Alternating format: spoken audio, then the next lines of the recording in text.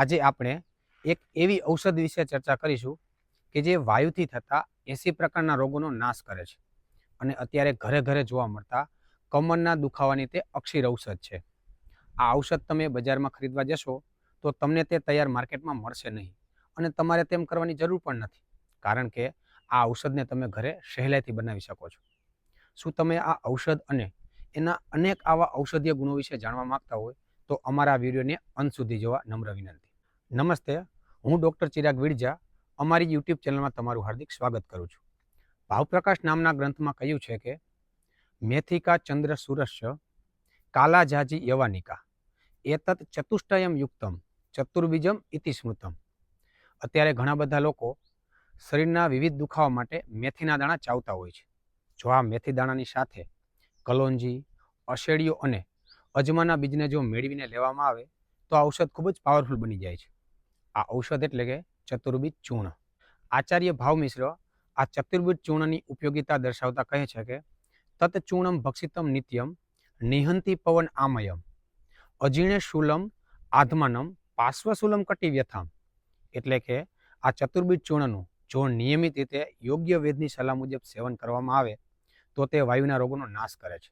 આ ઉપરાંત અજીર્ણ એટલે કે પેટમાં અપચો થવો, પેટમાં દુખાવો થવો, પેટ અને છાતીમાં ગેસનો ભરાવો થવો, પડખામાં દુખાવો થવો અને કમરના દુખાવાનો તે નાશ કરે છે. હવે આપણે વિસ્તારથી એ જોઈએ કે આ ઔષધ શરીરમાં કાર્ય કઈ રીતે કરે છે. આ ઔષધ સ્વભાવે ઉષ્ણ એટલે કે ગરમ છે. એથી વાયુ અને કફદોષના કારણે થતા રોગોમાં તે ખૂબ જ ઉપયોગી છે. વાયુથી થતા રોગો જેમ કે શરીરમાં વિવિધ પ્રકારના દુખાવા, ગરદનનો દુખાવો, કમરનો દુખાવો, શરીરના વિવિધ હાથ પગના સાંધાઓમાં થતા દુખાવામાં તે ખૂબ જ ઉપયોગી છે. આ ઉપરાંત કફદોષના કારણે થતા રોગો જેવા કે વારંવાર શરદી ઉધરસ થવી, સાઇનસની તકલીફ થવી, શરીરમાં વજનમાં વધારો થવો, શરીરમાં આળસ આવવી વગેરેમાં તે ખૂબ જ ઉપયોગી છે.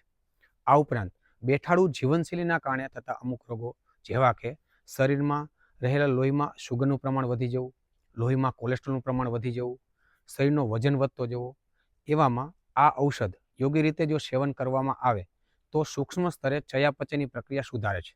આથી આવા રોગોમાં આ ઔષધ લેવું ખૂબ જ શ્રેષ્ઠ છે.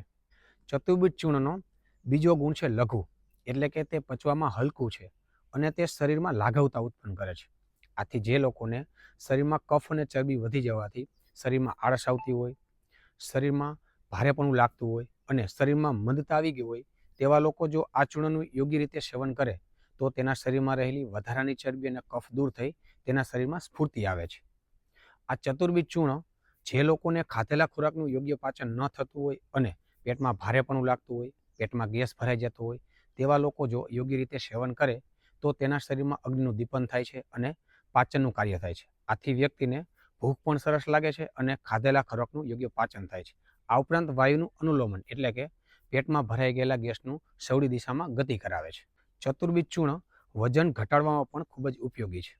આ ચૂર્ણનું જો યોગ્ય રીતે સેવન કરવામાં આવે તો તેનાથી શરીરમાં મેટાબોલિઝમ ખૂબ જ સારું થાય છે અને શરીરમાં ખોરાકનું સૂક્ષ્મ સ્તરે ટ્રાન્સફોર્મેશન યોગ્ય થાય છે. આથી શરીરમાં રહેલી વધારાની ચરબી અને કફદોષ દૂર થઈ શરીરમાં ધીમે ધીમે વજનમાં ઘટાડો થાય છે. ચતુર્બીજ ચૂર્ણનો સૌથી અગત્યનો ગુણ છે વેદનાહર. આયુર્વેદમાં એવું કહ્યું છે કે શરીરમાં થતા કોઈ પણ દુખાવા પાછળનું કારણ વાયુદોષ છે. આ વાયુદોષને કારણે શરીરમાં થતા વિવિધ દુખાવા જેમ કે સ્નાયુનો દુખાવો, સાંધાના દુખાવો વગેરે આ ઔષધનું જો યોગ્ય સેવન કરવામાં આવે તો સારી રીતે દૂર થાય છે. આ ઉપરાંત વામવાત, સંધિવાત જેવી વાત વ્યાધિમાં પણ આ ઔષધને અન્ય ઔષધ સાથે લેવામાં આવે તો ખૂબ જ ઝડપથી પરિણામ મળતું હોય છે. સામાન્ય રીતે એવું હોય છે કે જે ઔષધ પ્રકૃતિમાં શીત એટલે કે સૌમ્ય હોય, ગુરુ હોય તે ઔષધ શરીરમાં વૃષ્યનું કામ કરે છે. પરંતુ આ ઔષધ સ્વભાવે લઘુ અને ઉષ્ણ હોવા છતાં તેનો ઉપયોગ આપણે શરીરમાં વૃષ્ય તરીકે કરી શકીએ છીએ. અહીં વૃષ્ય શબ્દ એ સ્ત્રી અને પુરુષ બંનેના સંદર્ભમાં છે. ઘણી બધી સ્ત્રીઓને પીસીઓડીના કારણે શરીરમાં બીજ નિર્માણ યોગ્ય રીતે થતું નથી. જો આવી સ્ત્રીઓ આ ચૂર્ણનું યોગ્ય રીતે સેવન કરે તો તેના શરીરમાં કફ અને મેદ ધાતુનું શોષણ કરી અને બીજ નિર્માણની પ્રક્રિયા સુધારે છે. તેમજ પુરુષોને જો મેદ ધાતુના કારણે શુક્ર ધાતુ જો યોગ્ય રીતે બનતી ન હોય તો એવા લોકો પણ આ ઔષધનું યોગ્ય રીતે સેવન કરે તો તેની શુક્ર ધાતુ પણ સારી રીતે નિર્માણ પામે છે. આ ચૂર્ણના આટલા બધા ફાયદા હોવા છતાં પણ તેના સેવન કરતી વખતે અમુક બાબતોનું ધ્યાન રાખવું પડે છે. કારણ કે આ ઔષધ સ્વભાવે ઉષ્ણ એટલે કે ગરમ પ્રકૃતિનું છે. જે વ્યક્તિઓને પિત્ત પ્રકૃતિ હોય, ગરમીનો કોઠો રહેતો હોય અને ઉષ્ણ ઋતુમાં પણ આ ચૂર્ણનું સેવન ન કરવું જોઈએ અથવા યોગ્ય વૈદ્યની સલાહ મુજબ તેનું સેવન કરવું જોઈએ.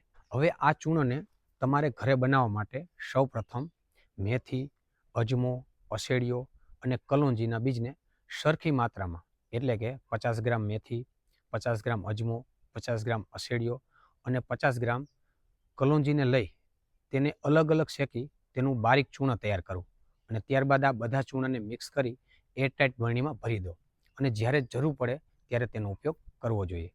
સામાન્ય રીતે આ ચૂર્ણને 2 થી 4 ગ્રામની માત્રામાં ગરમ નવશેકા પાણી સાથે સવાર સાંજ યોગ્ય વૈદ્યની સલાહ મુજબ સેવન કરવું જોઈએ.